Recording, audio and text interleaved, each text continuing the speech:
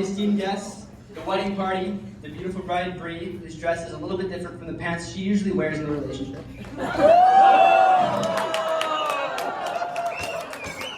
The guy sitting next to her who barely trimmed his beard for the occasion. For those who don't know me, I'm the youngest brother and the only brother of Reid, Connor.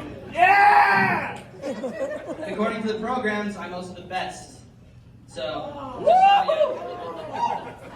now, I've known Reid for about 20 years. I think I've liked him for about 5. But the thing about Reid is he's pretty simple. Everything that he does is not, it's not too complicated, but that means he doesn't have a lot of embarrassing stories, unfortunately. So I figured I'd just go through some of his good qualities. And the first one on that list is Reid. Thank you all for coming. Oh, for real. Reid has always been one of my biggest role models. That's not just because he's an inch taller than me, but we've always had a sibling bond. We're like, you know, we're bros, and we've always been bros, and just, I love him. But since the beginning, I've kind of copied him with everything he does. We used to have the disgusting Justin Bieber haircut, the same neon Reeboks, we watch the same TV shows. I followed him in ping pong, frisbee golf, intramural basketball, a ton of different activities and things, and you really inspired me to pursue music with your talents in piano. You play like our father, who can play piano wonderfully by ear, and you do the same. And you inspired me to play guitar, and we really bonded over music together, both of us and the 3 of us together. And it's kind of like a different language. It's not like I love you. It's you're really connecting with a person when you're playing music with them. But some real qualities of Reid. Not tangible like Reid, but things about him is that he's loyal and he's level-headed. And the first kind of obvious one to me is the Vikings. And although this one doesn't really exemplify the level-headed nature that I was going to get at, as Elizabeth pointed out recently, that when she sees Reid watch Vikings games, and I'm sure Reid feels the same way, is he is not the same person that he usually is. But that means most of the time he is quite level-headed. So Reid will watch every single game all the way through, no matter what the score is, no matter if they're winning or losing. He's watching that whole thing, and he doesn't, you know, I think he's kind of addicted to the disappointment. But he's loyal despite the disappointment. And Reid's also a huge geek. He loves the Star Wars, Marvel, Harry Potter. Yeah! All the other things. He'll watch every movie, he'll get it, and he'll save his tickets. And one really geeky thing about Reid is, if you've seen the Clone Wars, there are like unreleased episodes on YouTube where they're like unanimated, and it's pretty much just them talking. And he will watch every single piece of media to get every ounce out of it that he can. It's amazing! And he loves his comics and he loves painting, and just how he expresses his love for those things. But Reid puts 100% into everything he does. Like Ed was saying, he's level-headed, he doesn't get flustered easily, and he gets that from our mom.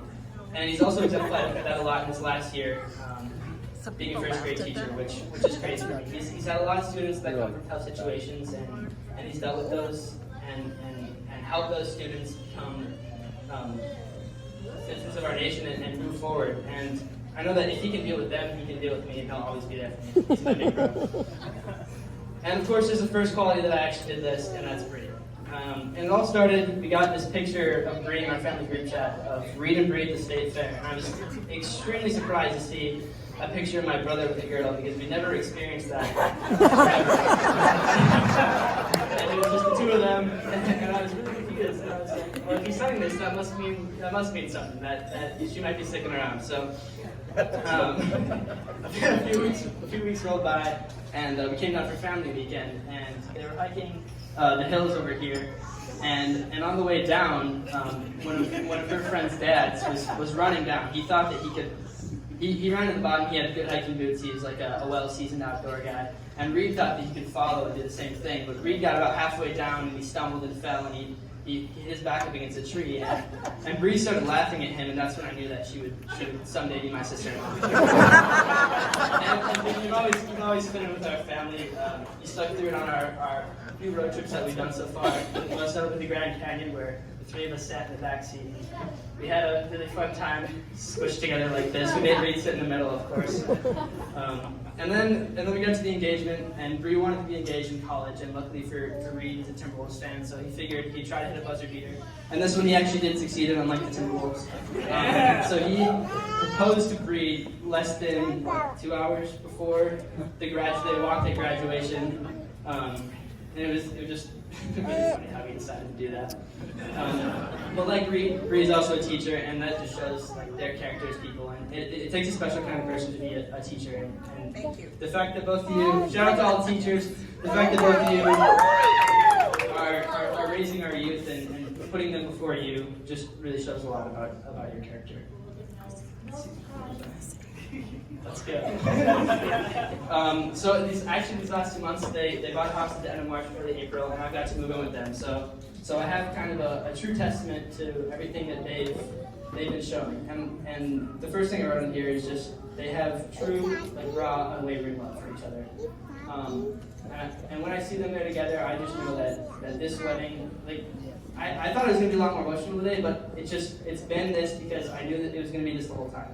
Like, they just have rings on their fingers, and it's the same loving couple that it's always been.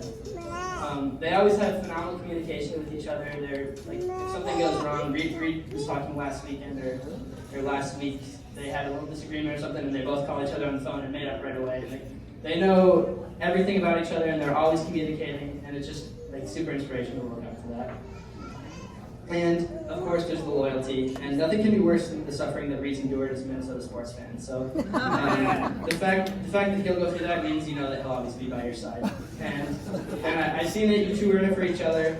You're for each other's character for no other reasons, and because you love each other. So with that, I just want to give a closing thanks to, most importantly, the bar staff, the musicians, photographers, everybody in the church, the parents, helpers, anybody else I forgot. And of course, Reid and Bree, because they've really put a lot of this stuff, Uncle Dan, a lot of this stuff together. They put their blood, sweat, and tears in this wedding. I've seen them planning it as I've lived with them, and it's crazy. They've been working their asses off to put this together. So when you're talking to them tonight, just make sure to thank them, congratulate them, and show them how much you appreciate this whole thing they've put on. So with that, let's raise your glass to Mr. and Mrs. McKeown, who will be called that by many for the love, care, and admiration, and the role models of true love that they really are for all of us. Thank you, guys. Cheers.